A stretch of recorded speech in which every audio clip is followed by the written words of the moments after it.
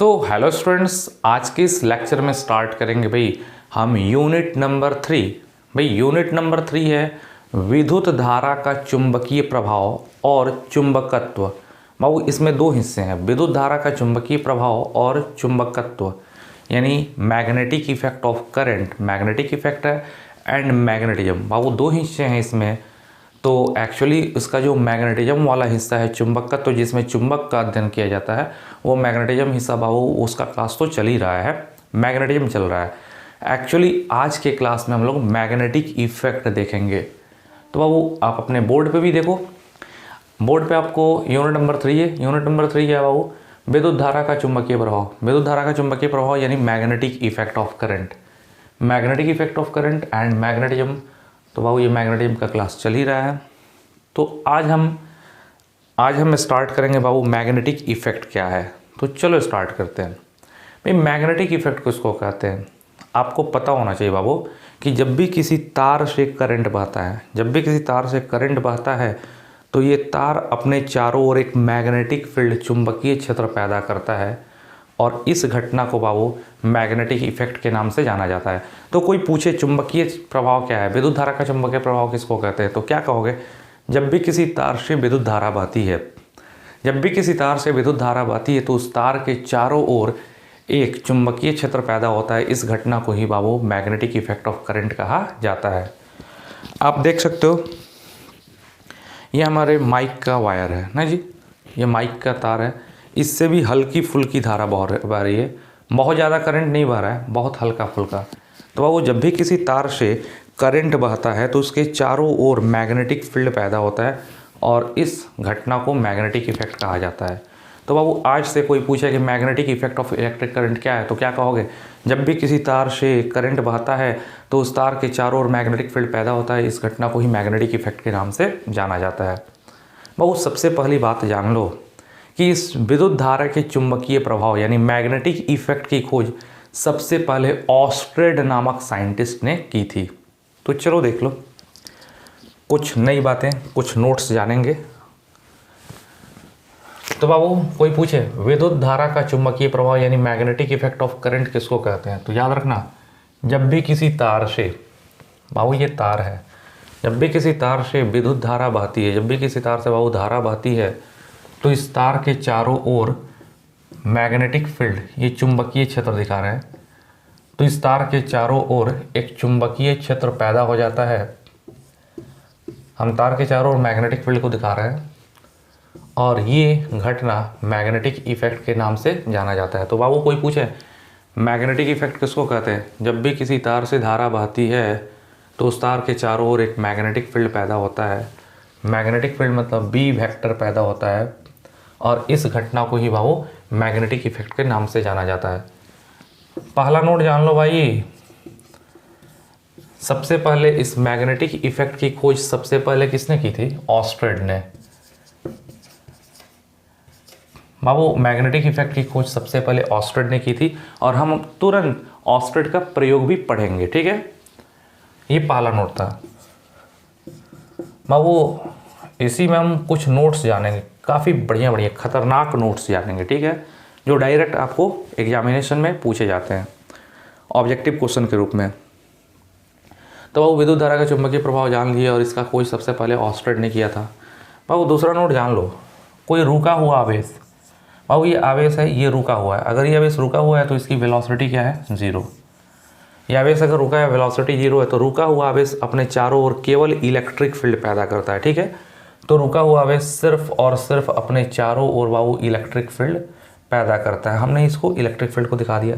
तो बाबू रुका हुआ आवेश अपने चारों ओर केवल इलेक्ट्रिक फील्ड पैदा करता है, that means electric field E vector उत्पन्न करता है, याद रहेगा। तो बाबू पूछ दे, अगर आपको ऑब्जेक्टिव क्वेश्चन पूछ दे कि रुका हुआ आवेश जिसकी वेलोसिटी 0, पूछे भाई कि रुका हुआ आवेश सिर्फ कौन सा विद्युत क्षेत्र पैदा करता है, तो रुका हुआ आवेश सिर्फ इलेक्ट्रिक फील्ड पैदा करता है। बाबू आपको याद भी होगा कि रुके हुए आवेश के बारे में हम इलेक्ट्रोस्टैटिक्स में पढ़ते हैं, और इलेक्ट्रोस्टैटिक्स में हम इलेक्ट्रिक फील्ड के बारे में पढ़ते हैं ना जी। तो याद रखेंगे बाबू, रुका हुआ आवेश केवल और केवल इलेक्ट्रिक फील्ड ई पैदा करता है। नोट नंबर 3 बाबू, देखो जी, ये आवेश है बाबू। अगर ये आवेश एक समान वेग से गति करे, इसकी वेलोसिटी कांस्टेंट हो। अगर कोई बाबू आवेश एक समान वेग से गति करता है तो ये दो क्षेत्र पैदा करता है। अगर कोई आवेश बाबू एक समान वेग से चले तो ये आवेश है, और आवेश के कारण ये विद्युत क्षेत्र पैदा करता है। एक समान वेग से बाबू रुका हुआ आवेश सिर्फ इलेक्ट्रिक फील्ड पैदा करता है, लेकिन एक समान वेग से चलता हुआ आवेश इलेक्ट्रिक फील्ड और मैग्नेटिक फील्ड पैदा करता है। कैसे, जान लो। अगर कोई आवेश बाबू एक समान वेग से चलेगा तो ये आवेश है, और आवेश होने के चलते ये इलेक्ट्रिक फील्ड पैदा करेगा। आवेश होने के चलते इलेक्ट्रिक फील्ड तो पैदा करेगा ही करेगा, और साथ साथ ये आवेश, अगर ये आवेश है तो इलेक्ट्रिक फील्ड पैदा करेगा ही, लेकिन बाबू ये एक समान वेग से चल रहा है। जब आवेश एक समान वेग से चलेगा ना तो आवेश के चलने से करंट बहेगा। आवेश जब चलता है तो करंट बहता है, और बाबू जब भी करंट बहता है तो चारों ओर क्या बहता है, चारों ओर मैग्नेटिक फील्ड पैदा हो जाता है। तो वो याद रखिएगा, सिर्फ रुका हुआ आवेश सिर्फ इलेक्ट्रिक फील्ड पैदा करेगा, और एक समान वेग से गतिशील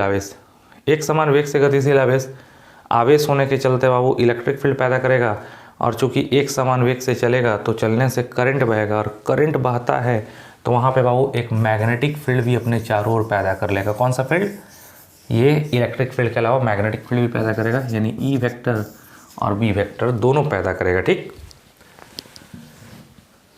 बाबू, अब आते हैं हम लोग नोट नंबर 4 की ओर। पहला बात क्या देखे बाबू, पहला बात देखे कि मैग्नेटिक इफेक्ट की खोज ऑस्टिन ने की थी।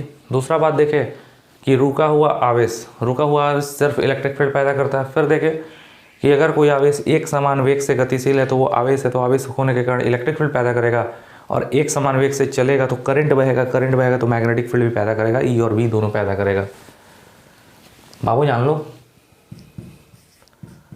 चौथा नोट, अगर कोई आवेश त्वरण वाली गति करे, बाबू त्वरण वाली गति मतलब उसके गति में परिवर्तन हो, वेग में परिवर्तन हो। ठीक है, यह आवेश है बाबू टेढ़े मेरे रास्ते पर चले। अगर आवेश टेढ़े मेरे रास्ते पर चलेगा तो यहाँ पे होगा तो उसकी वेलोसिटी इस डायरेक्शन में होगी। यह आवेश यहाँ पर आ जाएगा तो वेलोसिटी इस डायरेक्शन में होगा। आवेश यहाँ आ जाएगा तो वेग इस दिशा में होगा। तो बाबू अगर कोई आवेश टेढ़े मेढ़े रास्ते पर चलेगा तो उसका वेग लगातार बदलेगा, और वेग में परिवर्तन को क्या कहते हैं, त्वरण। तो आवेश अगर बाबू त्वरण युक्त गति करे, उसका वेग लगातार बदले, तो आवेश अगर त्वरण युक्त गति करता है तो चूंकि ये आवेश और आवेश होने के चलते इलेक्ट्रिक फील्ड पैदा करेगा ना जी। पूछा भी हुआ था कि त्वरण युक्त गति करता हुआ आवेश क्या पैदा करता है, तो वो अगर कोई आवेश त्वरण युक्त गति करे तो ये आवेश है, चूंकि आवेश है तो आवेश होने के कारण ये तो इलेक्ट्रिक फील्ड पैदा करेगा ही, ई वेक्टर। बहुत अच्छा। साथ साथ बाबू ये चल रहा है तो चलेगा तो धारा बहने से मैग्नेटिक फील्ड बी वेक्टर भी पैदा करेगा। और बाबू अगर आवेश त्वरण वाली गति करे, मतलब अगर बाबू आवेश ऐसे चले कि उसका वेग बदले, अगर आवेश त्वरण वाली गति करता है तो त्वरण से चलता हुआ आवेश बाबू एनर्जी लॉस करता है, तो इससे एनर्जी भी निकलेगी। ठीक है, ये आवेश बाबू एनर्जी भी निकालेगा, और ये एनर्जी विद्युत चुंबकीय तरंगों के रूप में, इलेक्ट्रोमैग्नेटिक वेव्स के रूप में निकलेगी। तो बाबू त्वरण युक्त गति करता हुआ आवेश मतलब अगर ये आवेश बाबू ऐसे चले कि इसका वेग बदले, तो त्वरण युक्त गति करता हुआ आवेश होने के चलते इलेक्ट्रिक फील्ड पैदा करेगा, चलने के चलते करंट बहने से मैग्नेटिक फील्ड। और बाबू त्वरण युक्त गति करेगा ना, अगर ये त्वरण युक्त गति करेगा तो त्वरण युक्त गति करता हुआ आवेश रेडिएशन छोड़ता है, एनर्जी छोड़ता है, तो इससे ईएम वेव्स, इलेक्ट्रोमैग्नेटिक वेव्स भी उत्पन्न होगा।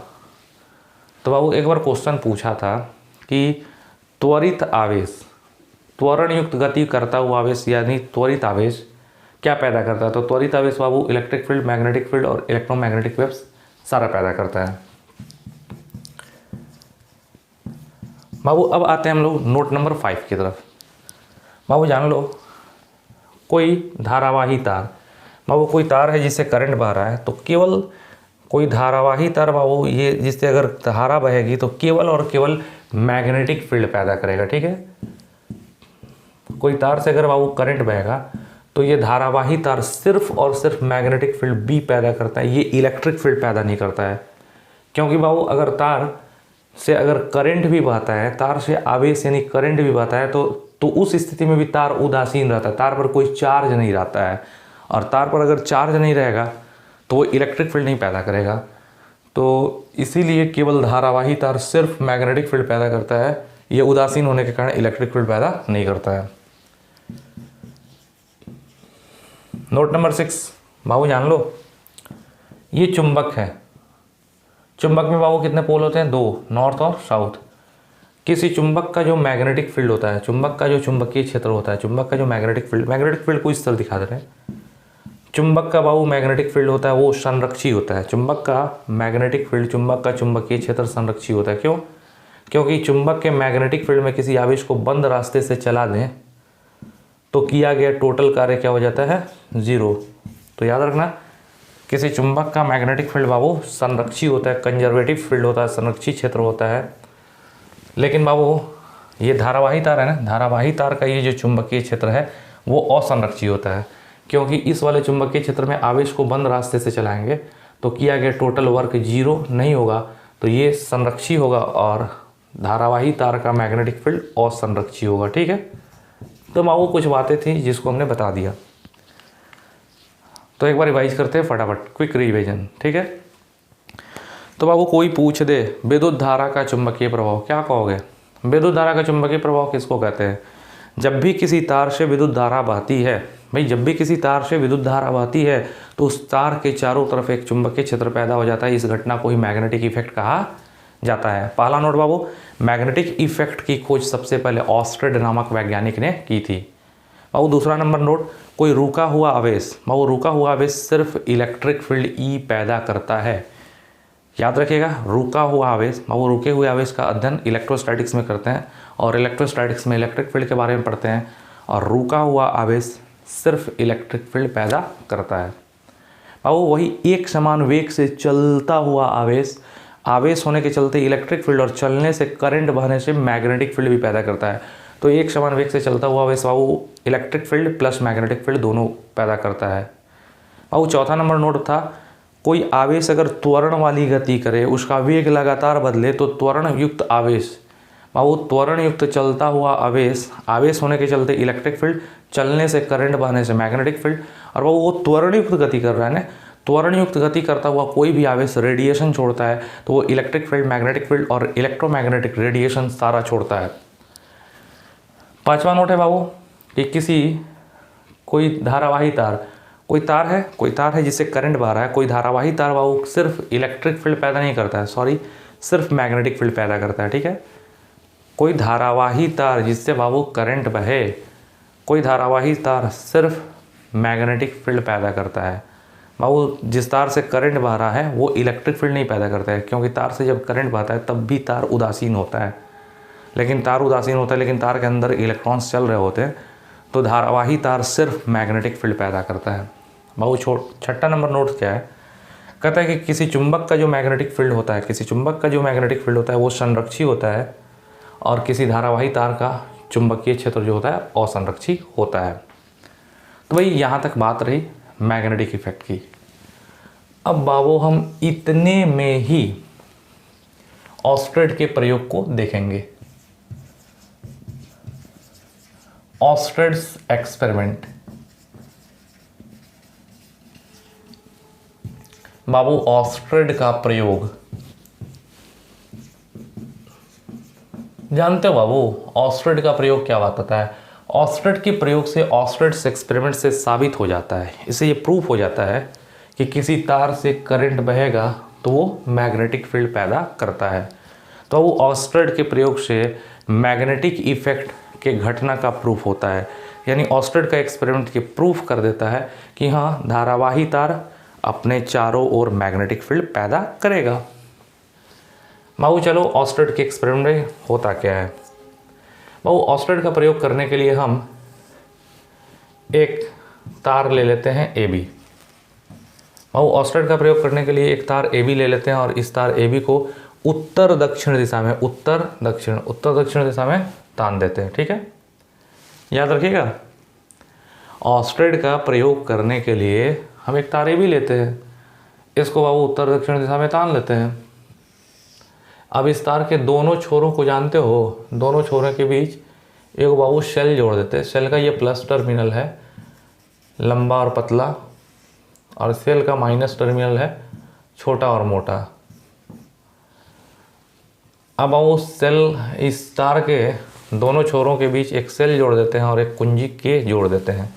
यह कुंजी की है, की को ऑन ऑफ कर सकते हैं। जिस तरह आपके घर में क्या होता है, घर में बहुत स्विच होता है ऑन ऑफ, जब ऑन करोगे करंट बहेगा, ऑफ करोगे करंट नहीं बहेगा।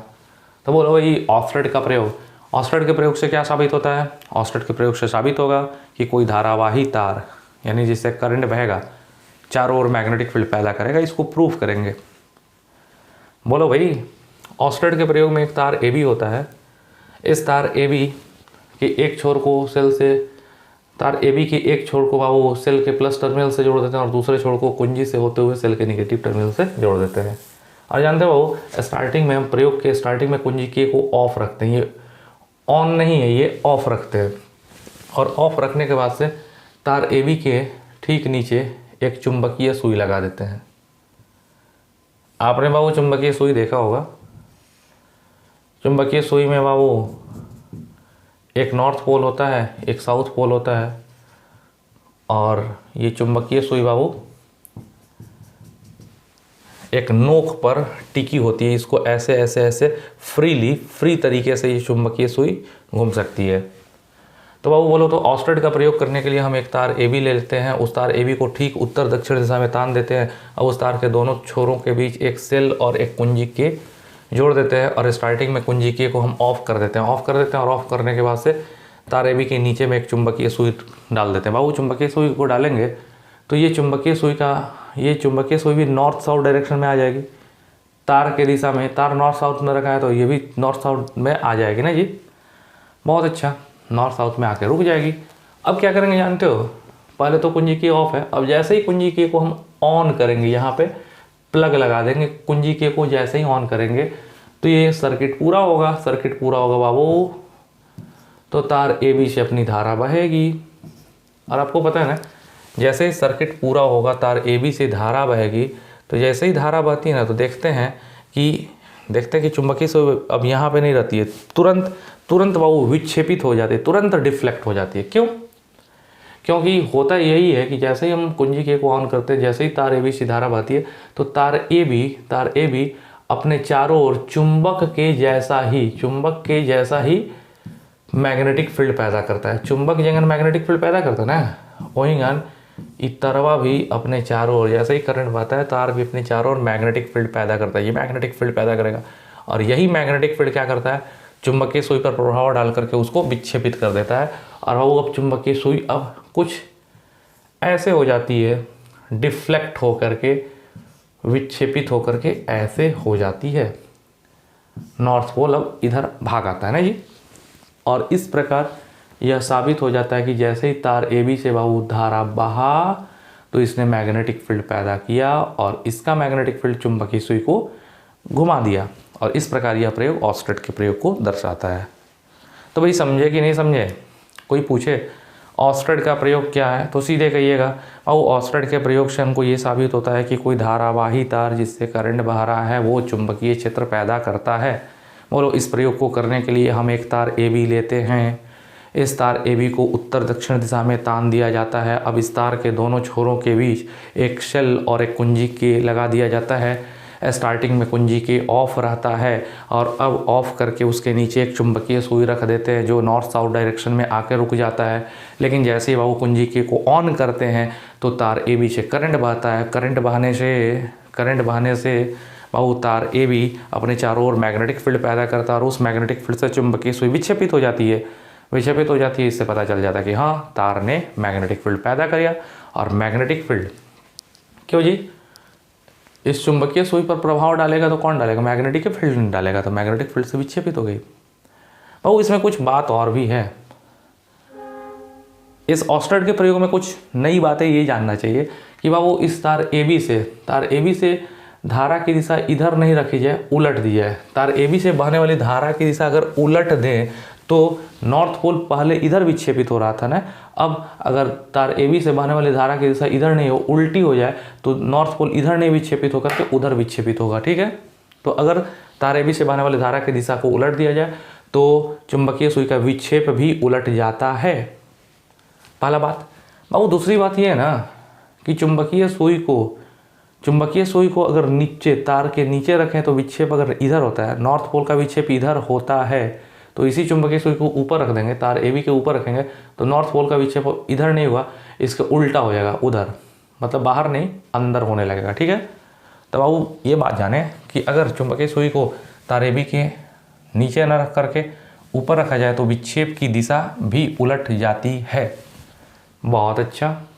बाबू तीसरी बात ये जानो, अच्छा इस तार AB से अगर कम धारा बहाएंगे तो नॉर्थ पोल हल्का सा विक्षेपित होगा, क्योंकि कम धारा बहाएंगे तो फील्ड का ताकत कम होगा, मैग्नेटिक फील्ड का ताकत कम होगा, तो हल्का विक्षेपित होगा। अगर बहुत ज़्यादा धारा बहाएंगे तो फील्ड बहुत ज़्यादा बढ़ जाएगा, मैग्नेटिक फील्ड, और चुंबकीय सुई का विक्षेप बहुत ज़्यादा बढ़ जाएगा। डैट मीन्स तार AB से बहने वाली धारा का मान जितना ही बढ़ाएंगे विक्षेप उतना ही बढ़ता जाएगा। ठीक है भाई, एक बात बोले, चलो इससे धारा बह रही है, अच्छा चुंबकीय सुई बाबू तार के पास में है तो विक्षेप ज़्यादा होगा, अच्छा इस चुंबकीय सुई को दूर ले जाएंगे तो अब उतना ही विक्षेप रहेगा, पास में रहेंगे तो ज़्यादा विक्षेप होगा, अच्छा चुंबकीय सुई को दूर ले जाएंगे तो विक्षेप उतना ही होगा कि कम होगा, और दूर ले जाएंगे तो और कम होगा। क्यों? तार के नज़दीक में फील्ड ज़्यादा होगा तो ज़्यादा विक्षेप होगा, और ज़्यादा दूर पर जाएंगे तो विक्षेप लगातार घटता जाएगा। तो भाई यही कुछ बातें थी आपको मैग्नेटिक इफेक्ट और ऑस्टेड्स के एक्सपेरिमेंट से संबंधित। तो आई होप कि आप लोगों ने बड़ा अच्छा से एंजॉय किया होगा, समझा होगा। भाई आपसे हम एक बात और भी कहेंगे, हम क्रैश कोर्स का वीडियो इधर 1-2 दिन से नहीं डाल पा रहे थे। एक्चुअली हमारा बैच मीरगंज में भी है, जिस वजह से थोड़ा सा समय नहीं मिल पा रहा था। आज से ही ये क्लास वहाँ का बंद हो गया है, तो हमको अब टेंशन नहीं है। अब टोटल का टोटल हम कंसंट्रेट करेंगे अपने दिमाग को भाई अपने क्रैश कोर्स पर। ठीक है, तो क्रैश कोर्स पर एकदम ध्यान रहेगा, और आज से और अभी से आपको क्रैश कोर्स का वीडियो मिलना चालू हो जाएगा, नॉन स्टॉप लगातार आपको मिलेगा वीडियो। ठीक है, टिल आपके एग्जामिनेशन डेट तक। ठीक, तो भाई आशा करते हैं कि आप लोग अच्छे से तैयारी कर रहे होंगे, और भाई तैयारी बढ़िया से करिए, मन लगा करके पढ़िए। ओके, और भाई जो चाहते हैं हमारा क्रैश कोर्स लेना, वो क्रैश कोर्स हमारे अकाउंट में या हमारे पास आकर के आप 500 रुपीज़ दे करके हमारा क्रैश कोर्स ले सकते हैं। हमारे क्रैश कोर्स में बाबू बहुत सारी सुविधा है।